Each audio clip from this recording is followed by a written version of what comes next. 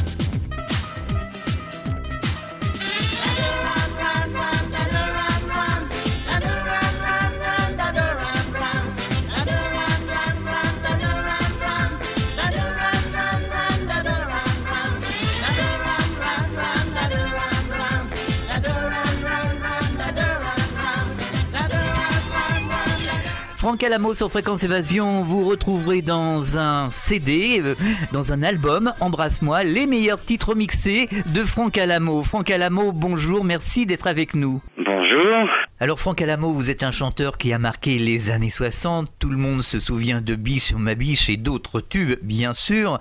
Alors, est-ce que vous pourriez nous expliquer, nous dire que représentaient les années 60 pour vous et nous dire un petit peu l'atmosphère qui régnait dans ces années-là?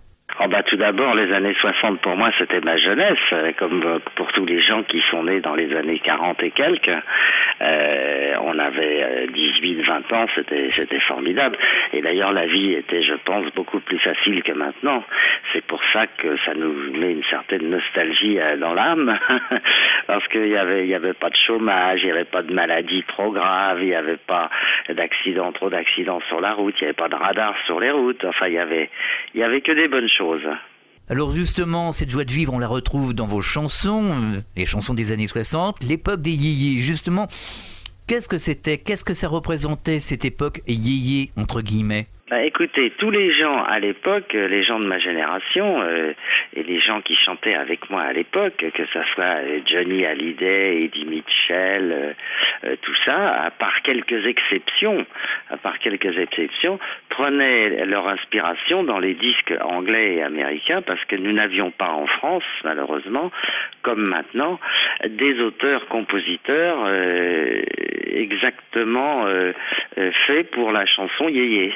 Alors entre 1960 et 1962, vous partez à Londres pour apprendre l'anglais, pour faire des études, et vous apprenez justement à cette occasion à chanter anglais. Absolument, absolument. Mon père, qui était industriel, avait une marque d'autoradio qui s'appelait Radiomatic, qui était à l'époque 75% du marché français au point de vue autoradio. Et il m'avait envoyé en Angleterre, non pas pour me punir, mais pour que j'apprenne l'anglais. Et j'ai effectivement appris l'anglais, mais c'est surtout le soir, quand je sortais dans les boîtes londoniennes, par exemple à la poubelle, il y avait le Dustbin, il y avait les Two Eyes, et c'est là que j'ai rencontré des Anglais qui, eux, chantaient déjà des chansons yéyé avant l'heure, et ça m'a beaucoup plu, et je suis revenu en France avec une guitare, Et j'ai commencé à chanter partout où j'allais en vacances avec mes copains, à Saint-Tropez, à Val d'Isère et tout, avec ma guitare. Je chantais des choses des Calling Twins ou des Everly Brothers ou de Elvis Presley ou des choses comme ça. Et ça surprenait les gens parce qu'ils m'entendaient chanter qu'en anglais et pas en français. Lors d'une représentation à Val d'Isère, vous êtes remarqué par Eddie Barclay qui vous propose un premier contrat. Oui, c'est-à-dire que on était toute une bande de copains sympas et on faisait des rigolades ensemble et on avait fait un pari un jour, c'était de me faire descendre la Combe Martin à Val d'Isère qui est un truc avec des bosses à 45 degrés avec un seul ski et une guitare et de chanter quelque chose en arrivant en bas et en arrivant en bas, je suis tombé sur un monsieur qui avait un gros cigare dans la bouche et qui me dit est-ce que vous pouvez me chanter quelque chose. Enfin, il y avait beaucoup de monde, il y avait 200 personnes en bas parce qu'on avait beaucoup de copains et puis que quand même faire ça dans la Combe Martin c'était pas commun et je lui ai chanté All I Have to Do Is Dream des Everly Brothers et il m'a demandé de chanter quelque chose en français et je lui ai dit non, moi je ne chante pas en français parce que c'est une langue qui ne va pas avec ce que j'aime chanter. Voilà, c'était ma première rencontre avec Eddie Barclay. Alors précisons que vous êtes quelqu'un de très sportif puisqu'en 1955 vous étiez déjà capitaine de l'équipe de foot championne de France universitaire. Oui, ça c'était au collège Saint-Jean-de-Passy, on était obligé de faire du sport, alors je faisais du football et du judo. Bon, et puis on avait bien réussi, effectivement, on est devenu champion de France universitaire de football. Et puis plus tard, je suis devenu, par mon amour de la glace et du froid, je suis devenu capitaine de l'équipe de France de hockey sur glace junior, avec des gens très très sympathiques, on était tous très sportifs. Et puis j'ai continué comme ça jusqu'à maintenant d'ailleurs. J'ai continué en étant champion de France universitaire de ski. Après je suis devenu champion de funboard de Guadeloupe-Martinique. Le funboard c'est ces petites planches à voile avec lesquelles on saute les vagues. C'est pas du tout une planche à voile. Hein. C'est un funboard, c'est tout petit, ça fait 2,50 m de long, ça pèse 6 kilos et on s'envole dans les vagues avec ça, c'était formidable. Et puis du catamaran aussi, champion de catamaran. J'ai fait aussi de la course inshore, vous savez les bateaux qui vont à 200 à l'heure sur l'eau, là, les espèces de barquettes effrayantes. Ça c'est relativement impressionnant parce qu'on marche à plus de 200 à l'heure sur l'eau et on est assis dans un truc à ras de la flotte, ça va très très vite. Enfin j'ai fait plein de choses comme ça, puis je continue à faire pas mal de tennis et de choses comme ça, et de plongée sous-marine aussi. J'ai fait énormément de plongée sous-marine dans ma vie. Mon métier de photographe après la chanson m'a emmené dans le monde entier et j'ai plongé dans le monde entier. J'ai eu beaucoup de veines.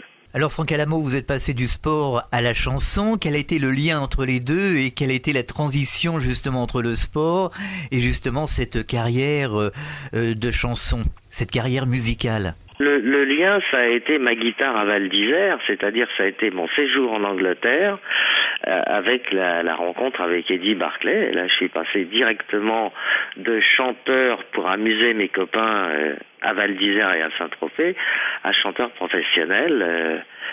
Au départ, ça s'est mal passé parce que Eddie Barclay m'a remarqué, m'a demandé de venir le voir à Paris, mais en fait, je faisais mes études à l'époque. J'avais pas la possibilité de m'amuser à chanter professionnellement et je n'ai pas donné suite. J'ai pas été le voir. Et comme il n'avait pas mes coordonnées, lui il m'avait donné les siennes, mais moi j'avais pas donné les miennes. Et je n'ai valu qu'à Léo Missire, un directeur artistique de Barclay, de chanter parce qu'il est revenu à Val d'Isère l'année d'après et qui m'a trouvé d'ailleurs à la Grande Ourse en train de chanter avec le grand orchestre de Zanini. Zanini, celui qui chantait le Tcha-Tcha des Tons à Val d'Isère, vous savez. Et c'est lui qui avait fait d'ailleurs le Tcha-Tcha des Tons, Léo Missire. Et là, il m'a carrément embarqué à Paris sans me demander mon accord. Alors c'est à peu près à cette époque que vous avez sorti le fameux tube Biche ou ma biche que tout le monde connaît, que tout le monde fredonne encore aujourd'hui. Quelle a été l'histoire de cette chanson Biche ou ma biche ? Eh bien écoutez, contrairement à ce qu'on peut penser, Biche ma biche n'est pas une adaptation anglaise. En fait, c'est Jean-Claude Corbineau, mon attaché de presse, qui me dit un jour, j'ai la possibilité de te faire rencontrer le gars qui écrit les chansons d'Elvis Presley, qui s'appelle Mortimer Schumann. Je lui ai dit avec plaisir, parce qu'Elvis Presley était une de mes idoles. Alors, j'ai fait venir ce type à Paris, et lui, il m'a montré des chansons. Moi, je lui ai appris ce que c'était que le Bordeaux, le Beaujolais, Beaujolais, le cognac, enfin toutes les belles choses qu'on a en France. Il a beaucoup apprécié, et moi j'ai surtout apprécié qu'il avait de très bonnes chansons avec lui. J'en ai choisi une qu'il avait appelée Sweet for My Sweet, et je lui ai dit celle-là je veux la faire. Il m'a dit écoute, je vais voir comment je peux faire parce que je viens de la donner à un groupe anglais.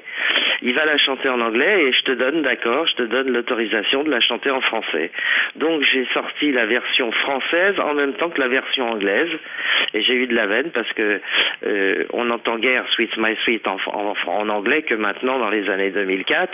On n'entend pratiquement plus Ma Biche en français, mais moi j'en ai vendu beaucoup plus qu'eux en France.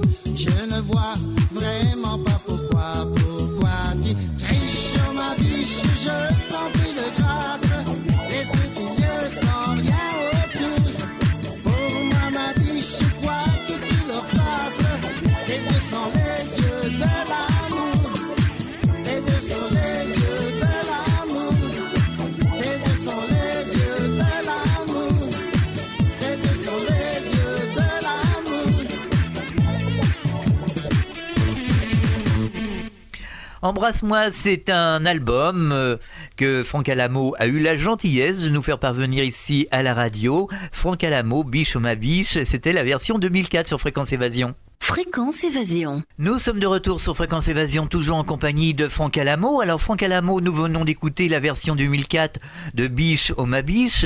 Quel a été l'impact de ce titre à cette époque? Comment le public a réagi? C'est-à-dire que mon premier disque a eu déjà une très bonne réaction, c'était Loop di Loop, ça c'était le premier disque que j'ai sorti, et Biche ma biche était le deuxième. Et j'ai eu une grande veine, c'est de sortir un titre qui a marché comme ça, parce que on associe Biche ma biche à Franck Alamo et Franck Alamo à Biche ma biche. Et ça c'est une veine pour un artiste. Si vous demandez dans la rue et qui a chanté Biche ma biche, d'ailleurs on l'a demandé la dernière fois à une émission c'est celle de Brocoli, là, vous savez, où elle pose des questions aux gens, et elle a posé la question qui a chanté Biche ma biche, et le concurrent, sans hésiter, a dit Franck Alamo. C'est quand même sympa, c'est quand même bien. Ça fait beaucoup de bien, ça. Mais j'en ai fait d'autres, des titres. J'ai chanté 157 chansons, et sur les 157, j'ai bien sorti une douzaine de titres qui ont été vendus à plus de 3 ou 4 millions d'exemplaires. Alors à l'époque, il y avait une émission sur Europe 1 qui s'appelait Salut les copains, que tout le monde connaît, tout au moins les jeunes générations en auront certainement entendu parler. Quels sont les souvenirs que vous retenez de ce passage dans cette émission ? Bien sûr, Salut les copains, ça a commencé avec Sylvie Vartan et Johnny Hallyday en fait, parce que je pense que notre ami Philippe Aki était un petit peu amoureux de Sylvie Vartan. Remarquez, c'est tout à fait normal, elle était très mignonne et très belle à l'époque. Donc il a monté toute une émission autour de ce couple mythique à l'époque pour les jeunes. Et bien entendu, ils avaient besoin d'avoir les gens qui chantaient des chansons des années 60, qui chantaient des tubes. Donc j'ai participé effectivement à Salut les copains en tant que chanteur yéyé. Dans le bouquin aussi, vous savez qu'il y avait un livre, il y avait un magazine qui sortait. J'ai fait une ou deux fois la couverture. J'ai participé à des articles à l'intérieur et puis j'étais au comment ça s'appelle au top 20, c'est-à-dire j'étais dans le classement de Salut les copains pour pas mal de titres, bien sûr pour Ma biche. Et contrairement à ce qu'on peut croire, le titre qui a le plus vendu et le plus marché, c'est pas Ma biche. Ça a rattrapé maintenant, mais à l'époque c'était le chef de la bande. Et je suis resté pratiquement 4 mois premier au top 20 de Salut les copains. Et ça, c'était une performance à l'époque. Un titre qui a fort bien marché à l'époque, c'était Maillot 38-37. Ah bah ça c'est pas pareil. Ça c'est une chanson américaine qui n'a jamais connu le jour en France et qui les paroles avaient été faites par un nommé Michel Jourdan qui avait pris le numéro de téléphone des éditions Barclay, qui était Maillot 38-37. Et bien entendu, à l'époque, il y avait beaucoup de réactions entre les chanteurs et le public par l'intermédiaire des radios et par l'intermédiaire des médias. Et tout de suite, en un mois, il y a eu 288 000 coups de téléphone à Maillot 38-37 au mois d'août 1964. C'était extraordinaire. Et d'ailleurs, on a eu des problèmes avec le standard maillot. Les PTT ont voulu nous embêter parce qu'on saturait le standard maillot.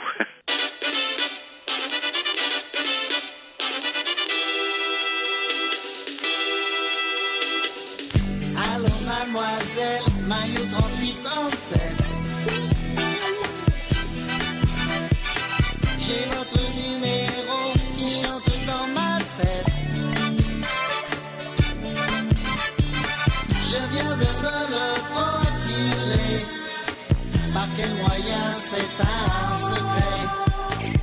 J'aimerais ce soir vous emmener danser. Allô, mademoiselle, Maillot 38-37. Quel est votre prénom? Oui, j'ai compris, Juliette. Je ne vous ai vu qu'une fois. Oh, Juliette, c'est plus fort que moi. Je voudrais encore entendre votre voix. Pardonnez-moi si je vous réveille. J'ai perdu la raison. Ne riez pas si je bégaye. C'est l'émotion.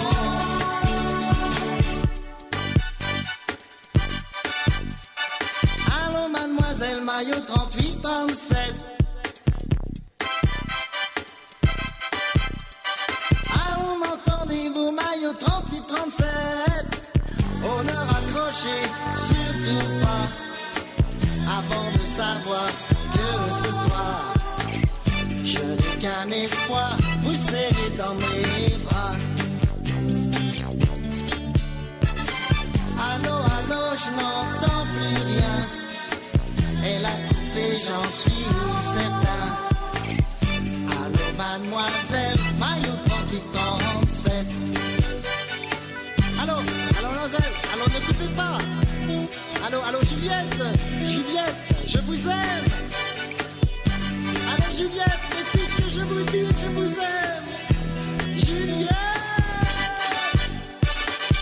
Fréquence Évasion. À la même époque, eh bien, vous enchaînez les galas un peu partout en France et à l'étranger. C'est-à-dire qu'à l'époque, il n'était pas rare qu'on chante, on démarre par la scène pour chanter nos chansons. Et on testait les chansons sur le public. Et le public venait nous voir en gala, parce qu'à l'époque, vous n'aviez pas de télévision couleur, il y avait de la noir et blanc, et encore, ils n'étaient pas tellement branchés yéyé. Moi, je suis vraiment au début du yéyé, 62-63, c'est le début. Et donc, les gens n'avaient pas la possibilité de copier maintenant, comme on copie avec des MP3 ou avec des magnétophones ou avec des magnétoscopes. Tout ça n'existait pas. Et pour avoir l'artiste, il y avait deux solutions. Soit c'était d'acheter le disque, soit aussi d'aller le voir sur scène. Donc on avait beaucoup de chance parce que moi je faisais des galas environ 300 et quelques jours par an. Je faisais plus de 300 galas par an, et ce qui était exceptionnel. Maintenant quand on en fait 60 ou 80 par an, c'est sympa aussi, mais je veux dire c'était absolument exceptionnel. Et il m'est arrivé dans la tournée que j'ai fait avec Sheila de faire 362 galas. Voilà. À l'époque, il y avait aussi le Scopitone. Alors, est-ce que vous pourriez nous expliquer en quelques mots qu'est-ce que c'était le Scopitone pour les jeunes générations qui nous écoutent? Eh ben, le Scopitone, c'était un gros jukebox avec un écran. Et certains réalisateurs comme Rocamora, comme Claude Lelouch d'ailleurs aussi, faisaient des chansons filmées. Enfin, ils filmaient les chansons. Et l'avantage sur la télévision, c'est que là, c'était en couleur. Alors, on était en couleur dans une chanson filmée. En fait, c'était l'ancêtre des clips de maintenant. Mais ça se passait sur des gros Scopitones, sur des, comment ça s'appelle, des Wurlitzer, là, les trucs comme ça, et les gens pouvaient nous voir bouger en couleur et chanter dans des petits scénarios faits pour ça. Est-ce qu'il y avait un Scopitone spécial pour Maillot 38-37 ou pour Biche ou ma biche? Oh, bien sûr, pour ma biche, alors il y a un truc qui est extraordinaire, c'est que pour ma biche, il n'y a aucun Scopitone, il n'y a aucun film, il n'y a rien. Ça, c'est incroyable. Par contre, pour Maillot 38-37, j'en ai eu 2 ou 3. J'en ai eu un par Rocamora, un par Madame Davis-Boyer, qui a fait les 3/4 de tous les Scopitones de la Terre, et un par Lelouch aussi. Hein. Vous voyez, ça, cette chanson a beaucoup marqué. Et je dois dire qu'elle était tournée d'une façon magistrale. On me voyait sortir de l'eau sur un cheval, enfin sauter sur le dos d'un cheval depuis un poteau télégraphique, enfin c'était fantastique. En 1967, un nouveau virage pour vous, puisque vous faites votre service militaire à Montluçon, et c'est là que vous découvrez que vous apprenez à faire de la photo. C'est-à-dire, oh non. J'ai fait des photos bien avant. J'ai appris à faire des photos avec mon grand-père qui avait un vieux Kodak à soufflet, et je devais avoir 11 ou 12 ans, et ça m'avait plu tout de suite. Et donc j'ai traîné avec moi un appareil photo, parce que pendant les années 60, mon père m'avait acheté un Pentax. Il était revenu du Japon avec un Pentax, le premier appareil photo réflexe, où on voyait à travers l'objectif et où il y avait un miroir qui basculait, enfin comme un Nikon, quoi, je veux dire, un Pentax, et avec un téléobjectif, avec un objectif normal. Et je me baladais dans toute la France, dans toutes mes tournées, avec un appareil photo. Et j'ai comme ça une collection de photos assez sympathiques, de Sheila, de Claude François, d'Aznavour, d'un peu tout le monde, un peu tous mes copains du showbiz. J'ai des photos de 63 à 65. En 1969, vous arrêtez la chanson pour devenir justement photographe en publicité et en beauté. C'est-à-dire que c'est ça ce qui s'est passé. En fait, en 65, je suis tombé sur une charmante jeune fille que j'ai épousée en 69. Et alors, elle m'a dit, c'est ou moi ou tes fans. Et comme j'étais très idiot et très jeune, je lui ai dit, c'est toi ma chérie. J'aurais mieux fait de me casser une jambe ce jour-là. Donc, j'ai abandonné lâchement mes fans pour l'épouser. Et j'ai tout naturellement aussi pris un métier que j'avais déjà dans les mains depuis longtemps, c'est-à-dire la photographie. Je suis devenu photographe professionnel. Et alors donc, j'ai fait une bêtise parce que la biche, elle est partie en 85 en me piquant tout ce que j'avais, mais bon, ça c'est une autre histoire.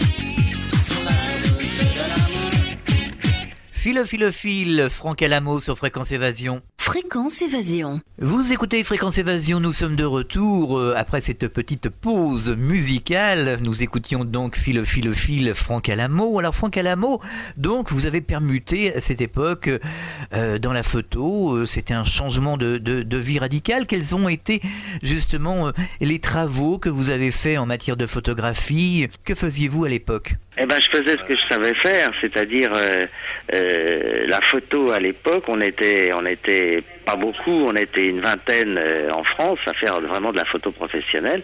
J'avais un studio qui s'appelle le Studio Berger dans les Halles. Alors je faisais surtout de la photo publicitaire, mais je faisais aussi pas mal de pochettes de disques de mes copains artistes. J'ai fait une ou deux très belles pochettes. J'ai fait des photos. Voyons, qu'est-ce que j'avais fait comme pochette connue. Je faisais pas mal de photos de comment ça s'appelle, Chantal Goya. Je faisais des photos de Nicole Croisy, de Dalida. J'ai fait des pochettes de disques que j'ai encore en collection. Enfin voilà. Et puis je faisais aussi de la beauté et de la publicité. C'est-à-dire la beauté, c'est des portraits de jeunes femmes, des jolis portraits pour les maquillages, ou des maillots de bain, ou de la lingerie, ou des choses comme ça. Donc j'ai fait un petit peu tout en photo. Et en 1978, vous avez travaillé pour le magazine Podium de Claude François. C'est-à-dire que oui, les photographes et les gens qui dirigeaient Podium venaient chez moi aux Halles parce que j'avais un grand studio de plein pied, et donc le journal Podium, d'ailleurs aussi il y avait le journal de Gunnar Larsen aussi qui s'appelait, je me souviens plus comment ça s'appelait, c'était un journal très connu de mode. Lui Magazine. Oui, non, c'était pas lui, c'était un journal dont je me souviens pas le nom, mais... Le Monde International. Voilà, Monde International, voilà. Et donc, alors pour lui, pour Voici, pour lui, pour New Look, pour des choses comme ça. Donc c'était un grand studio de plein pied, et il n'y en avait pas beaucoup à Paris, donc les gens venaient faire leurs photos chez moi. Alors justement, Claude François, vous l'avez rencontré puisqu'il est venu à votre studio. Bien sûr. Ah oui, Claude François, bien sûr, je l'ai eu au studio, bien entendu, je l'ai bien connu. Enfin, bien connu dans la mesure où il arrivait comme un fou, il repartait comme un fou, il hurlait dans tous les sens. Ça, c'était Claude François. Il était sur scène comme dans la vie, c'est-à-dire qu'il bougeait dans tous les sens. Est-ce qu'il avait ce sens de la perfection comme dans la chanson? Ah oui. Ah bah oui, c'était un grand perfectionniste, c'était un fou furieux, c'était quelque chose. Je plaignais moi à l'époque les gens qui travaillaient avec lui. Bon, d'abord je l'ai rencontré souvent en tournée parce qu'on faisait tous les mêmes villes. Donc je croisais Eddie Mitchell, Dalida, Richard Anthony, Claude François. Enfin, on se croisait, Johnny, Sylvie. Même j'ai chanté souvent avec Sylvie, avec Sheila. Donc on se croisait tous. On était une douzaine. Donc on se croisait à droite et à gauche. Donc on se connaissait. Donc j'ai rencontré Claude François dans des circonstances un petit peu particulières parce que à l'époque j'étais vraiment son grand concurrent. Nous étions très concurrents. Et bon, il a commencé à avoir énormément de succès, que quand il a changé son fusil d'épaule, qu'il est devenu chanteur accompagné avec des danseuses, et que moi j'ai arrêté la chanson. Donc là, effectivement, il a décollé, et là ça n'avait plus rien à voir avec le François que je connaissais. Mais il a beaucoup travaillé, et je lui tire mon chapeau parce que vraiment, je ne sais pas si j'avais continué la chanson, si je serais arrivé à suivre le rythme de Claude François et à faire comme lui, à prendre des danseuses, à danser, à chanter. Il a très bien travaillé. Alors ce milieu de la photographie vous a fait connaître des pays comme les Seychelles, les Maldives, vous en avez beaucoup profité. Ah oui, ça j'en ai profité, oui, puisque je faisais des photos de maillots de bain, j'ai profité des possibilités, et j'ai connu tout ce que je voulais connaître, à part un pays que je ne connais pas, c'est l'Australie.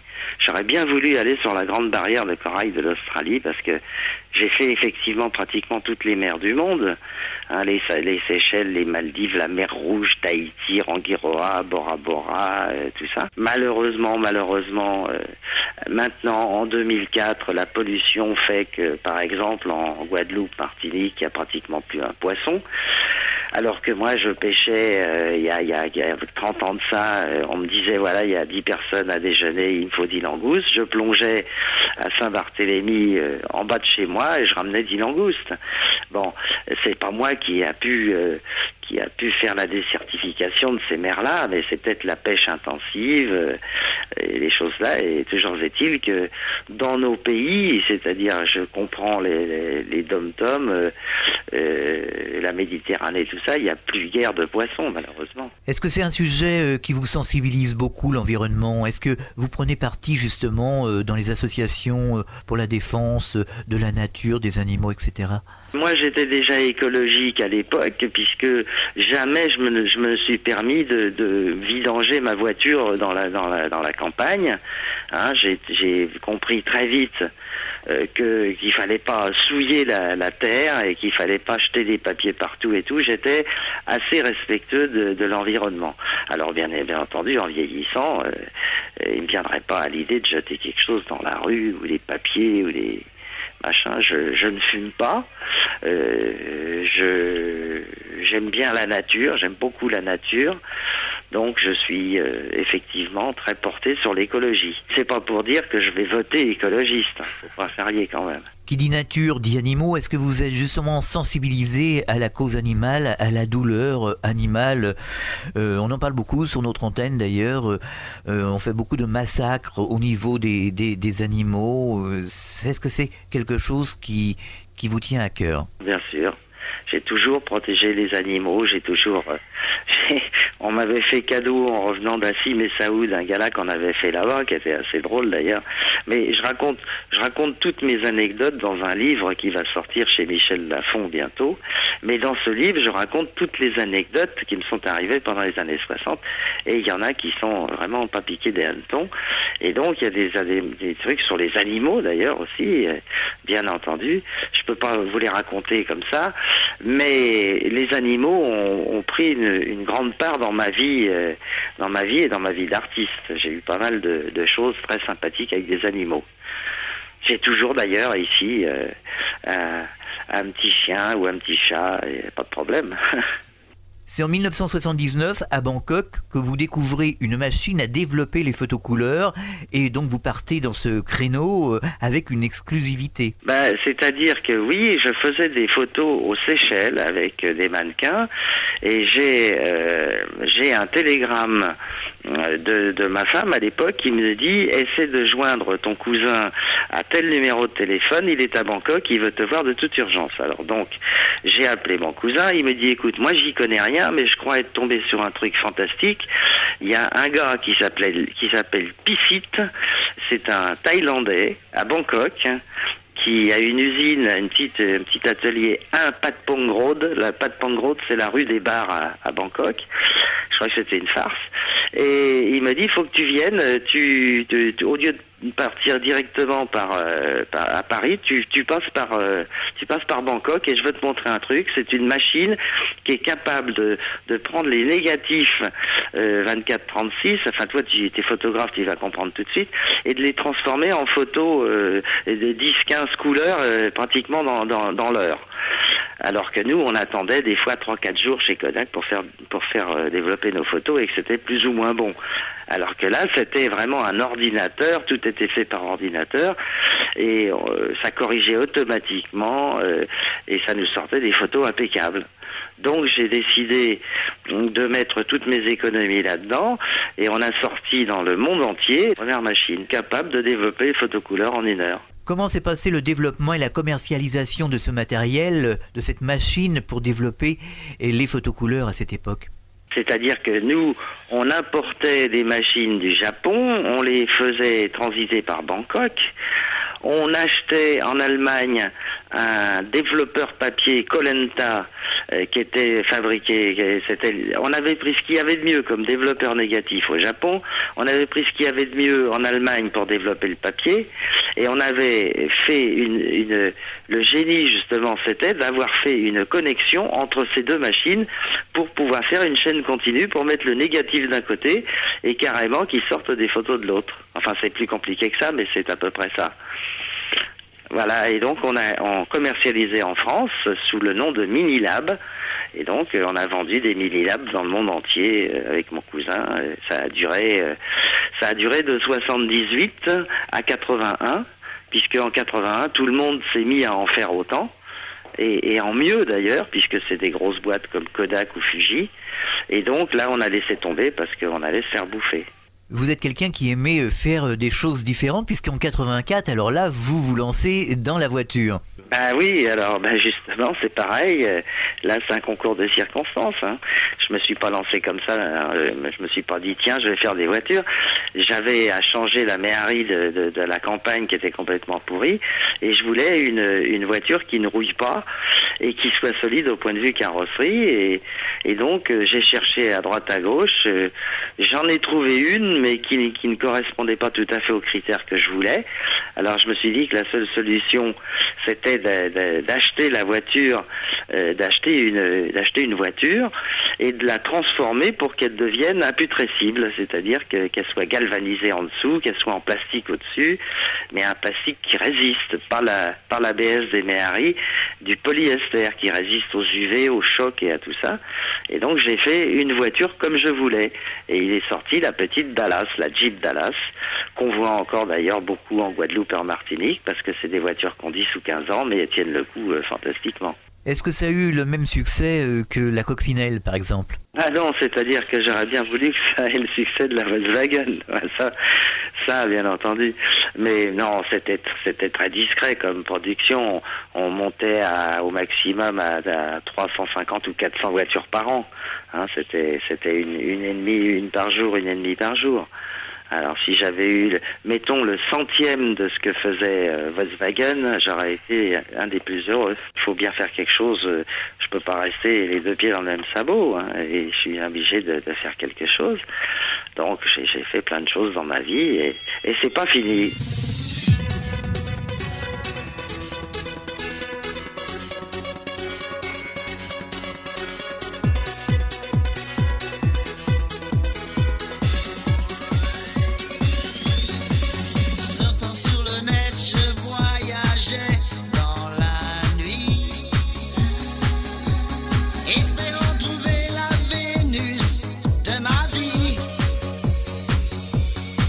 Tout à coup, comme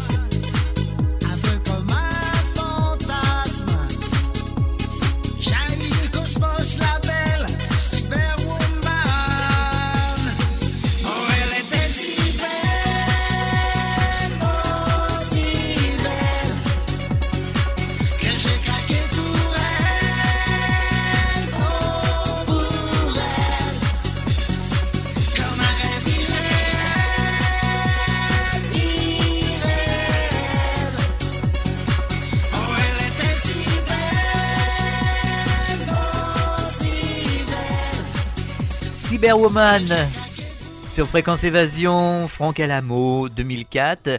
C'est son album, l'album que nous écoutons en ce moment, Embrasse-moi. On se retrouve dans quelques secondes avec Franck Alamo et la dernière ligne droite de l'émission. Fréquence Évasion. Vous êtes vraiment très actif, Franck Alamo. Ah oui, quand on a de la veine d'avoir 2 bras, 2 jambes qui fonctionnent, on faut pas rester les pieds dans le même sabot. Donc, je suis mes idées et mes envies. Et bon, là, depuis 4 ou 5 ans, j'ai redécidé de chanter parce que le public me le demandait, parce que les fans me le demandaient, parce que mes copains et mes copines me le demandaient. Donc, j'ai décidé de chanter. Donc, je suis reparti en studio d'enregistrement.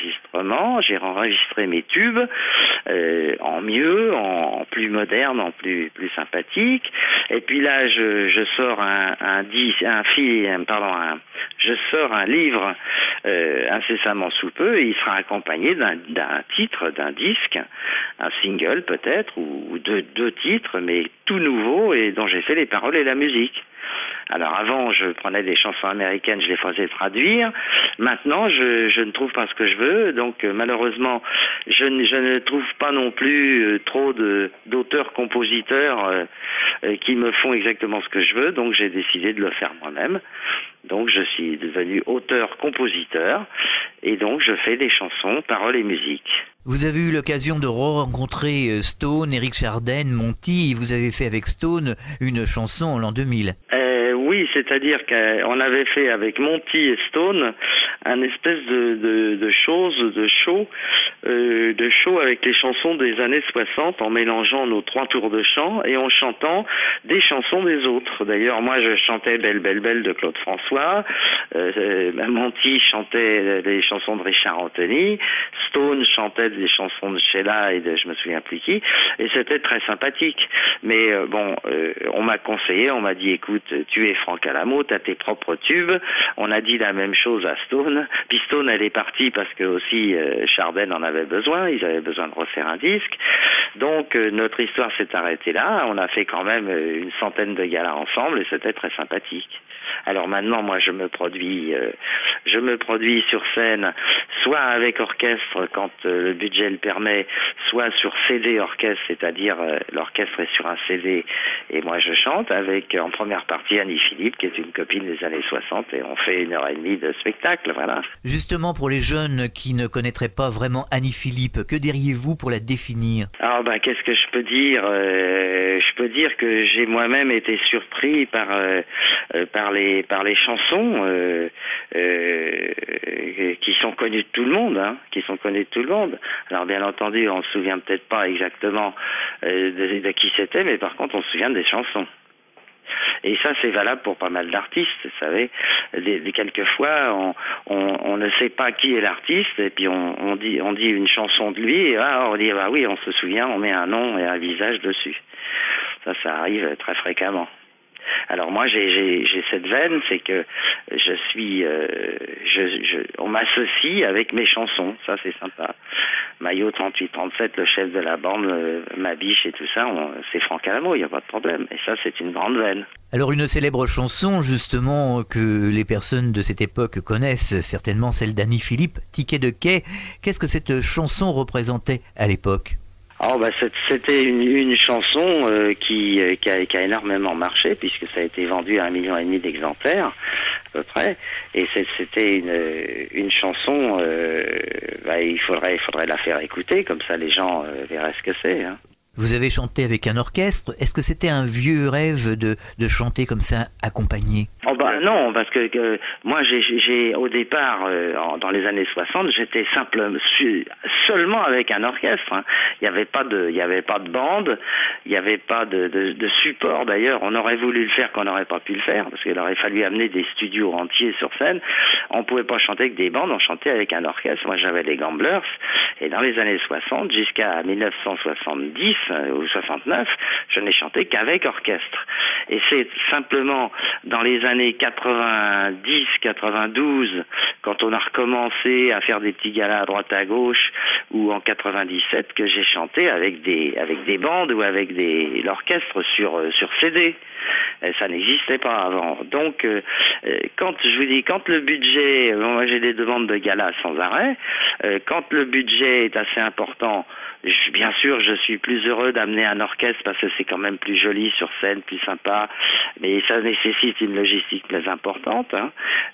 Moi, tout seul avec un CD, c'est moins important que 6 musiciens, un sonorisateur, un éclairagiste, un camion pour transporter tout ça. Enfin bon, alors bien entendu, les deux sont valables. Je dis pas que chanter sur CD c'est mauvais parce que en fait c'est l'orchestre mais qui est bien mixé, la batterie est pas plus forte que la basse est pas plus forte que les violons, il y a les chœurs qui sont justes et il y a tout ce qu'il faut, mais avec un orchestre sur scène c'est quand même plus vivant, plus sympa.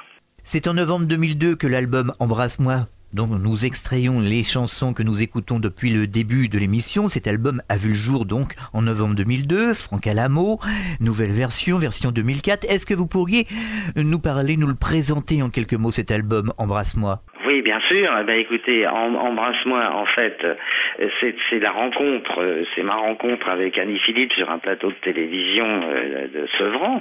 Elle venait de divorcer et moi aussi, et je lui ai dit, écoute, je pars en tournée, qu'est-ce que tu fais cet été ? Elle m'a dit, autant demander à un aveugle s'il veut voir, il n'y a pas de problème, je pars avec toi. Et puis comme sur scène, les gens elle passe avant moi, elle fait une demi-heure avant moi, et puis moi j'arrive après. Et les gens à la dédicace, après les galas, nous disaient, mais pourquoi vous chantez pas un truc ensemble, ça serait sympa et tout, machin. Et puis voilà, on a pris une chanson, on a fait un duo, et puis elle chante, je chante, et à la fin elle revient sur scène pour chanter le duo avec moi, et tout le monde est très content. Voilà comment ça s'est passé. Alors comment s'est fait le choix sur cet album, le choix des titres ? Écoutez, le choix il est simple. D'abord c'est quelques chansons des plus connues, et c'est surtout celles qui me plaisent le plus, c'est-à-dire celles que je pense avoir le mieux réussi. Et puis il y a quand même il y a trois chansons nouvelles, c'est-à-dire qu'il y a une chanson paroles et musique que j'ai faite qui s'appelle Je suis loin de toi, et ça elle n'existait pas puisque je l'ai pondue en 2002. Il y a Cyberwoman aussi qui était une chanson Franck Alamo comme le chef de la bande ou comme Maillot 38-37, l'histoire d'un type qui est derrière un ordinateur et qui cherche une âme sœur et qui tombe sur Cyberwoman. Et puis il y a le fameux duo avec Annie Philippe qui est en fait une adaptation d'une chanson de Ruby Clark qui chantait ça en 1959 et que Cher avait reprise en 96 ou 97 en anglais, et moi je l'ai faite en français avec Annie. Voilà.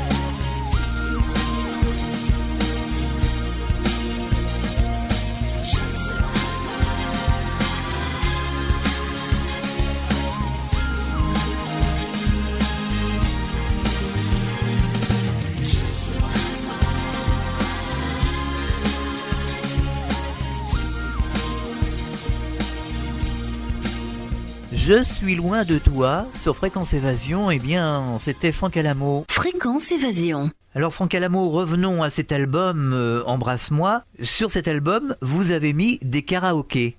Oui, bien sûr, parce que on me l'a demandé aussi. Les gens me disaient maintenant c'est bien les karaokés, ça nous permet de nous exercer et tout. Alors j'ai mis les playbacks des chansons, c'est-à-dire l'orchestre seul, et comme ça les gens peuvent s'exercer sur 9 chansons.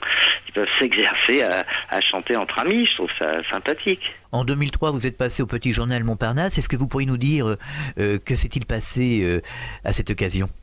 C'est-à-dire que je connaissais pas je connaissais de réputation le Petit Journal, mais je croyais que c'était un truc de jazz. Et en fait, depuis quelques années, le patron, qui est très sympathique, un Auvergnat très très sympathique, a décidé de passer un petit peu tout le monde. Et dans ce Petit Journal passe un peu tout le monde, c'est-à-dire, vous voyez, Nougaro est passé, Nicoletta, et un jour, j'ai un coup de téléphone d'Antoine, qui est en fait le cousin d'un de mes meilleurs copains, d'un de mes plus vieux copains, qui vit aux Antilles et qui a un restaurant à Saint-Martin et une marina à Saint-Martin. On se rencontre là-bas avec Antoine et il me dit: tiens Franck, je fais le Petit Journal et j'aimerais bien t'avoir. On va faire un gag. Je vais commencer le Dadou Ronron très lentement et puis tu vas venir sur scène, tu vas me chanter le Dadou Ronron. Alors j'ai fait ça et puis les gens ne m'ont pas lâché. Ils voulaient absolument que je chante ma biche, donc au pied levé j'ai chanté ma biche. Heureusement qu'il y avait un très bon orchestre. Et puis le patron du restaurant m'a dit: Franck, est-ce que ça vous intéresse de venir faire une soirée au Petit Journal? Alors je lui ai dit: écoutez, avec plaisir. Puis 3 semaines après, quand il a lancé le truc, il m'a rappelé, il m'a dit: écoutez, si vous voulez, vous faites 3 jours parce que j'ai des demandes, donc vous ferez 3 jours au lieu d'un. Et je lui ai dit d'accord, et j'ai fait monter mon orchestre et hop, on a fait 3 jours de folie là-bas. Alors malheureusement, il y a eu Claude Nougaro qui nous a quittés évidemment. Est-ce que vous pourriez nous expliquer, nous parler de cette rencontre avec Claude Nougaro et nous dire qui était Claude Nougaro? Comment l'avez-vous perçu? Moi j'ai connu Nougaro comme j'ai connu tous les chanteurs que je croisais dans les années 60. Je sais que Nougaro, j'adorais ce qu'il faisait. Il avait un petit défaut, si on peut appeler ça un défaut, c'est-à-dire que quand il était dans un gala et qu'on passait dans le même gala, pour le sortir de scène, c'était impossible. C'est-à-dire, vous le mettiez, vous lui donniez la parole, on pouvait plus l'arrêter. Mais ça c'était plutôt sympathique. Tout le monde en rigolait d'ailleurs. Mais vous le mettiez vous lui dites: alors on peut pas dépasser 20 minutes chacun. Non, il n'y a pas de problème. Et 1 heure après, il était toujours sur scène. Et c'était marrant. Avant de nous séparer, quelques mots sur le CD justement qui sera accompagné du livre. Que trouvera-t-on sur ce CD? C'est-à-dire que c'est un CD où j'ai remis toutes les chansons qui ont fait du succès dans les années 60, mais comme elles avaient un petit peu vieilli, j'ai pensé que pour les faire sur scène, il fallait un petit peu les rajeunir, donc je les ai réorchestrés, j'ai refait les orchestrations, j'ai refait les playback orchestres, j'ai rechanté, et j'ai mêlé à ça 3 chansons nouvelles et 9 karaokés pour que les gens, si vous voulez, aient un intérêt à acheter ces chansons, puisqu'ils les connaissaient déjà depuis longtemps. Il y aura également un DVD. Oui, alors éventuellement un DVD, mais enfin, ça c'est... J'ai 2 orchestres. J'ai un orchestre de 6 musiciens, qui est le Jean-Claude Laurent Sixtet. Et il y a 6 musiciens, il y a 4 musiciens et 2 filles qui font les chœurs. Et dans les grandes occasions, j'ai un grand orchestre de 18 musiciens qui s'appelle Dennis Gray, qui est basé dans la région bordelaise. Et dans ces galas, quand il y a des orchestres, c'est assez... c'est la grande époque, quoi. On revit un petit peu ce qu'on a vécu dans les années 60. Alors Franck Alamo, comment vous vous définiriez? Pour les gens qui ne vous connaissent pas, pour les jeunes générations, on voudrait savoir qui vous êtes exactement. Comment vous parleriez de vous finalement? Comment je parlerais de moi? Après, si je regarde ma vie, je suis un garçon sympathique, gentil, peut-être quelquefois d'ailleurs même trop gentil, et un peu bête quand il s'agit des gens des gens de mon entourage, des gens de ma famille. J'ai toujours été un petit peu trop gentil et peut-être qu'on me l'a pas toujours beaucoup rendu.